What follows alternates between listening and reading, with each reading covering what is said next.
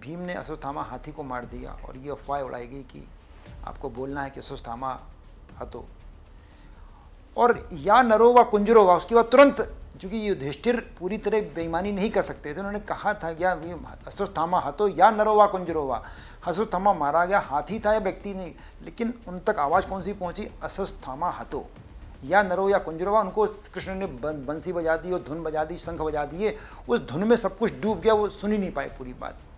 यही कमलनाथ के साथ हुआ।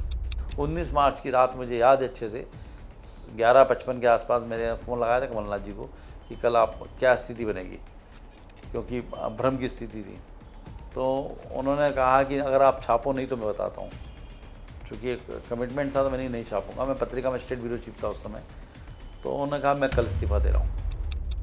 ये जो 2020 की घटना हुई, उससे पहले कुछ और घटनाएं हुई थी और वो संकेत मिलने लगे थे, लेकिन ऐसा हो जाएगा ये किसी को लग नहीं रहा था। एक बार क्या हुआ, सारे जो 20 लोग थे, जो उन्होंने 22 लोगों ने छोड़ा था, नहीं 20 लोगों के, जिसमें 6 मंत्री भी थे, उनके फ़ोन अचानक बंद हो गए। आप यदि 25 करोड़ 35 करोड़ के आंकड़े को 22 से मल्टीप्लाई करिए, क्या ये 800 करोड़ रुपए का खेल लग रहा है? क्या 800 करोड़ रुपए भाजपा के किसी नेता ने कमलनाथ की सरकार गिराने के लिए खर्च किए होंगे? क्या शिवराज सिंह चौहान ने अपनी जेब से 800 करोड़ रुपए दिए होंगे? ये विश्वसनीय लगता है क्या?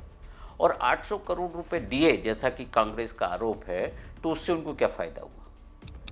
लोगों को सीधे कैबिनेट मंत्री बना दिया गया था और उनको सबको बड़े भारी भरकम, और जो वरिष्ठ नेता हैं उनको दरकिनार कर दिया गया था। चाहे उसमें बात करें अपन केपी सिंह की बात करें, बिसाहू लाल सिंह जी की बात करें, येदल सिंह कंसाना की बात करें, या और बहुत सारे चेहरे ऐसे हैं जो वरिष्ठ थे, 5-5, 6-6, 7-7 बार के विधायक थे। उनको देकर नए लोगों को कैबिनेट मंत्री सीधे बना दिया गया और उनकी पूछताछ भी नहीं होती। विधायकों को कोई पता नहीं चलता था कि उनके क्षेत्र में क्या हो गया।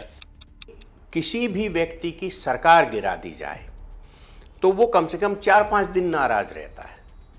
जब कमलनाथ जी ने इस्तीफा दिया तो कितने आक्रोश में पत्रकारों के साथ बात की, लेकिन शिवराज जी के पुनः शपथ लेने के तत्काल बाद अपने बेटे के साथ उनको गुलदस्ता देने चले गए। इसका अभिप्राय क्या है कि आपने एक दिन भी, 24 घंटे भी अपना आक्रोश अपने पास नहीं रख पाए। आखिर क्या कारण है उसका कि आप इतना आक्रोश नहीं रख पाए? कमलनाथ जी की टीम के आसपास ब्यूरोक्रेट्स की संख्या बहुत ज़्यादा थी, जननेताओं की, रणनीतिकारों की संख्या बहुत कम थी। तो वो जो रणनीतिकारों की संख्या कम थी, मास लीडर की संख्या कम थी, केवल ब्यूरोक्रेट्स को कंट्रोल करने की वो जो टीम उनकी थी, ये भी उनकी कार्यशैली के फेल्यूअर का एक सबसे बड़ा कारण था। देखिए, कमलनाथ जी जो बार बार कहते हैं कि मेरे को मालूम था कि मेरी सरकार जानी, लेकिन उन्होंने कहा था, बार बार कहा है उन्होंने कि मैं ऐसे सौदेबाजी की सरकार को कोई भी रोकने का प्रयास नहीं करूंगा। हालांकि हम लोग भी जानते हैं कि उनके इशारे पर ही माननीय दिग्विजय सिंह जी और जीतू पटवारी जी और बाकी लोग कर्नाटक गए थे, लेकिन सिंधिया खेमे के लोग नहीं माने थे।